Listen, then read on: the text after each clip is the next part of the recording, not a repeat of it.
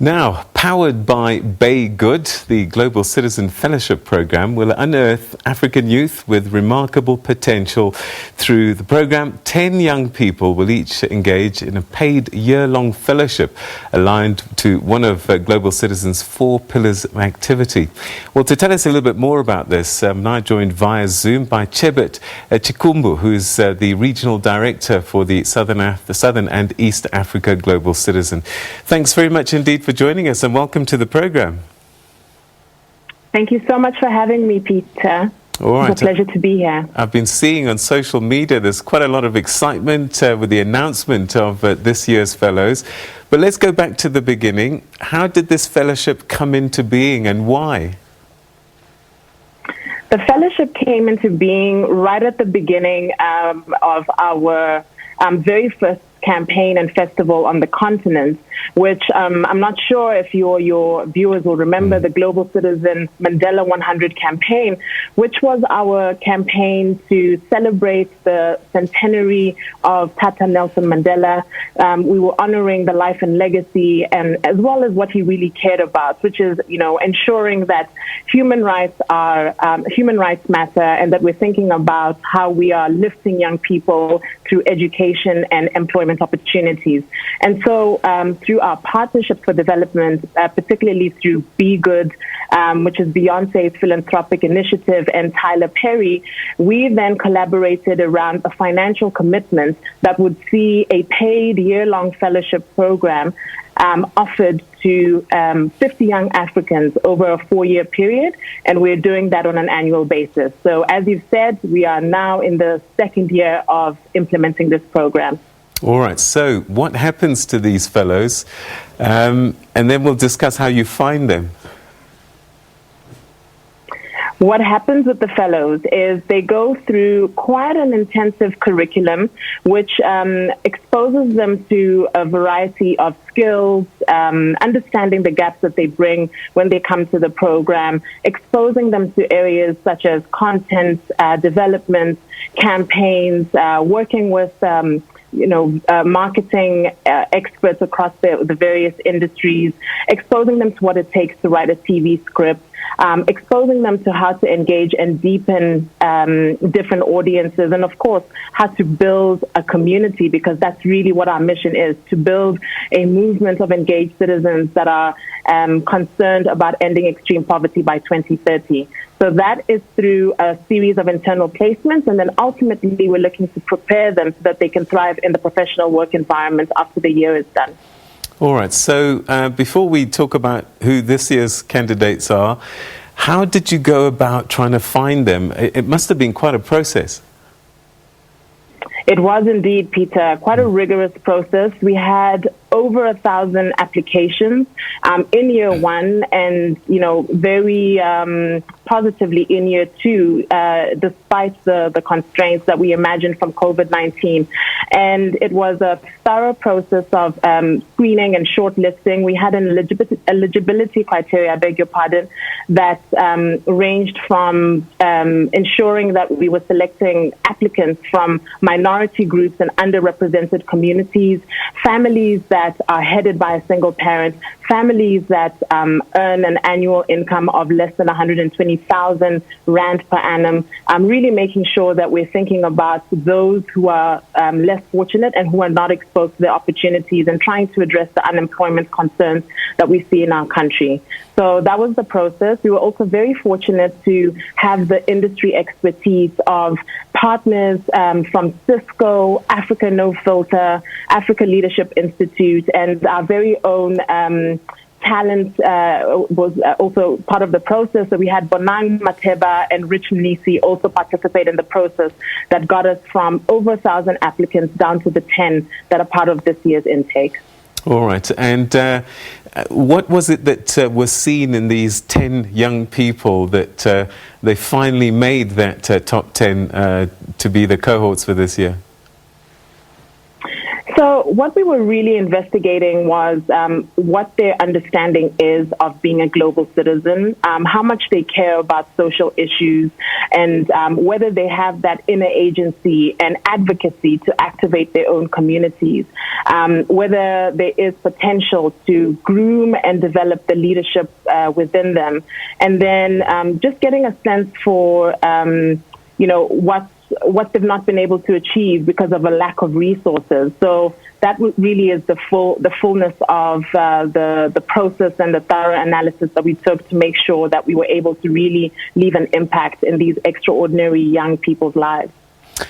Extraordinary. I mean, their lives will certainly never be the same again. Some of them perhaps might be leaving the country for the first time in their lives. And I just wonder what kind of impact that will have for them, and what you're hoping they will be able to do once the whole world has kind of been opened for them when they come back to their home environments. Yeah, I think you've nailed it on the head, Peter. Really what we're hoping to do is instill a spirit of paying it forward within the fellows.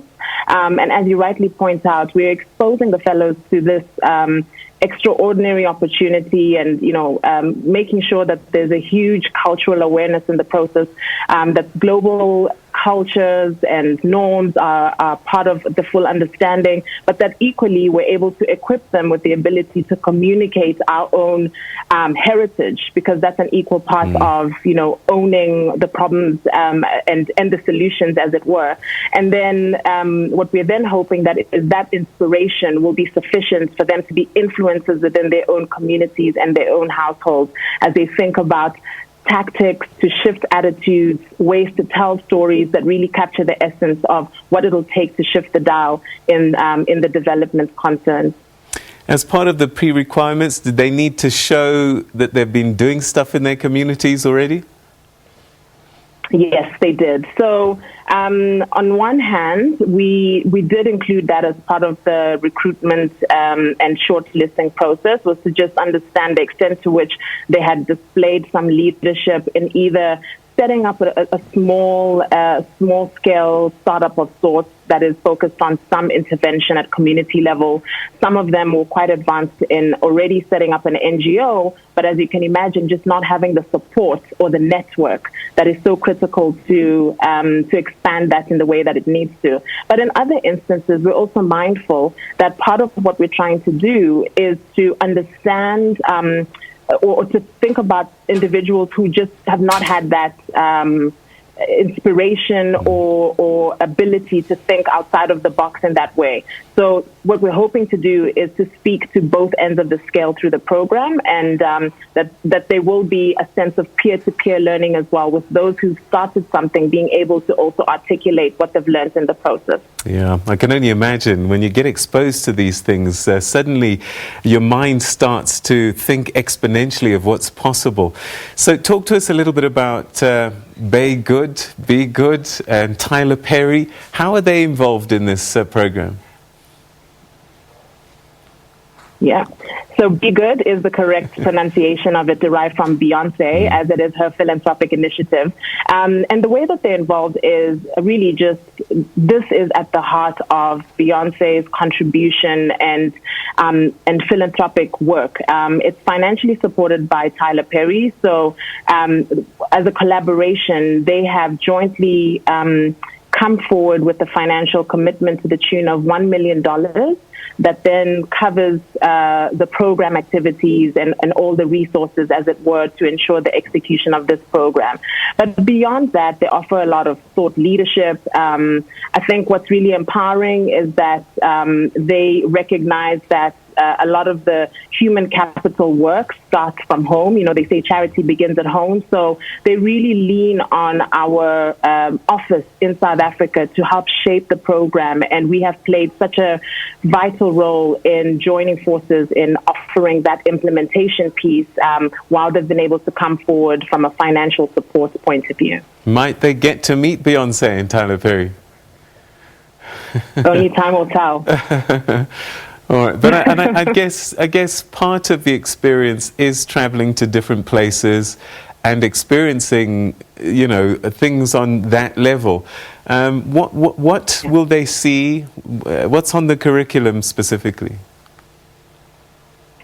So the curriculum ranges across a number of topics. It is worth mentioning that we did source a local service provider to put together the curriculum, because we are very much invested in ensuring that the issues that we're tackling are local in nature, even while we're thinking about global context and global solutions to frame ways to tackle them. They are going to cover topics like ways of working, professional etiquette, some of these intangibles that are not often taught. Because the age group that we are targeting through this program is between the age of 21 to 25. And while they may have learned a few things in their early formative stages, we're certainly thinking about some of those next level tactics, techniques, human resource support that they'll need. Additionally, of course, there's going to be the classroom type of exchange where we're going to be talking to them about what it takes to write a really good story, what it takes to, make an editorial piece that is compelling to a community, what are some of the nuances when we are promoting content so that it appeals to people at a mass scale, and what does public participation look like? And then, close to the heart of what we do at Global Citizen is from a campaigning perspective. We're often tasked with thinking about impactful campaigns, not just at a national scale, but at the community level. And we are going to be tasking the fellows with thinking about group projects. And some of the issues that have been raised is we only get water in our community between 8 a.m. and 4 p.m., for example.